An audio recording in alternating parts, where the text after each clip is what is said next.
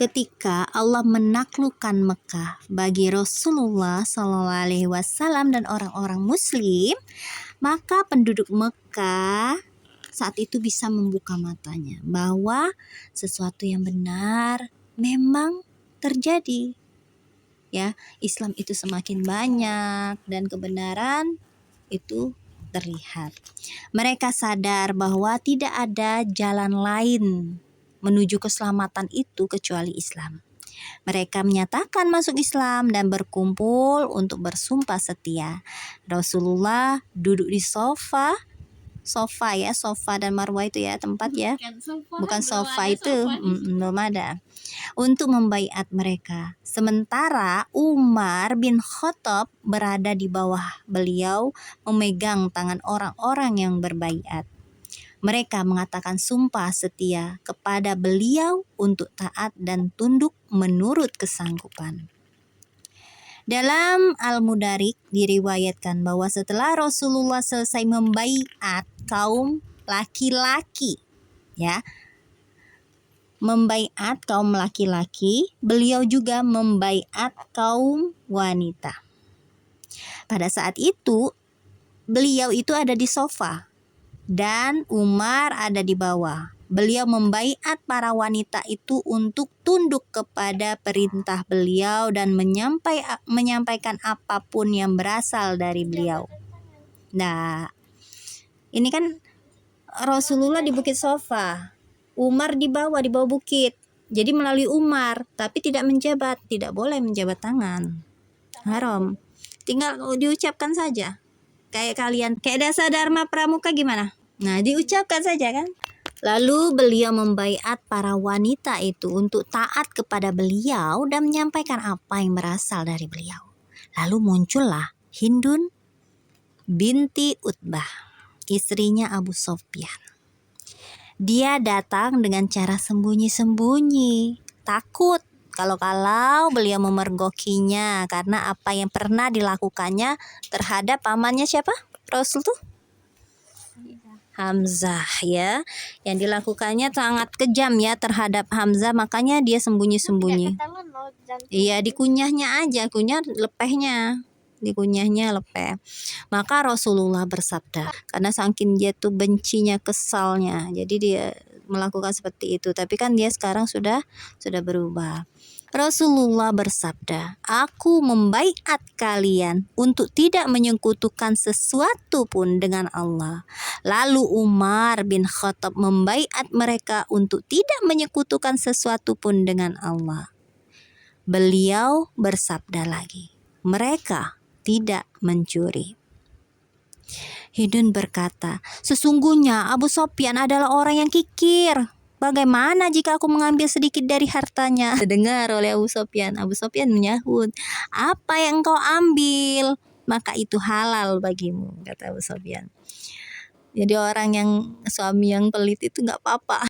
Rasulullah tersenyum mendengar hal itu hingga beliau dapat mengenali Hindun. Beliau bertanya, benarkah engkau Hindun? Ya, jawab Hindun. Dia berkata lagi, ampuni kesalahanku yang telah lampau, wahai Nabi Allah.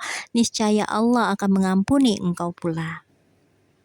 Memang Nabi kan diampuni. Nah, iya, beliau bersabda, mereka tidak berzina. Hindun bertanya, adakah wanita merdeka yang berzina? Beliau bersabda, mereka tidak membunuh anak-anak mereka. Hindun berkata lagi, kami mengasuh mereka sewaktu kecil, lalu kalian membunuh mereka setelah besar. Anaknya Hindun, Hanzalah itu telah terbunuh pada perang Badar. Dan mendengar ucapan Hindun itu, Umar tertawa hingga badannya terlentang karena merasa geli. Sementara Rasulullah hanya tersenyum. Beliau bersabda lagi, mereka tidak membuat kedustaan. Hindun berkata, Jawab lagi dia. Dia jawab, demi Allah, kedustaan adalah perkara yang amat buruk. Sementara engkau tidak menyuruh kami kecuali kepada petunjuk dan akhlak yang mulia. Beliau bersabda lagi, mereka tidak mendurhakaiku dalam perkara yang ma'ruf. Hindun berkata, "Demi Allah, kami tidak duduk di tempat ini, sementara di relung hati kami ada niat untuk mendurhakai kalian." Maksudnya kalau kami itu orang-orang yang berbaiat itu kepada Rasulullah, kalau punya niat untuk mendurhakai ya, untuk ndak akan bakal duduk, kata Hindun itu, maksudnya itu. Setelah Hindun kembali ke rumahnya, dia merobohkan berhala di rumahnya sambil berkata, "Dulu kami terpedaya olehmu."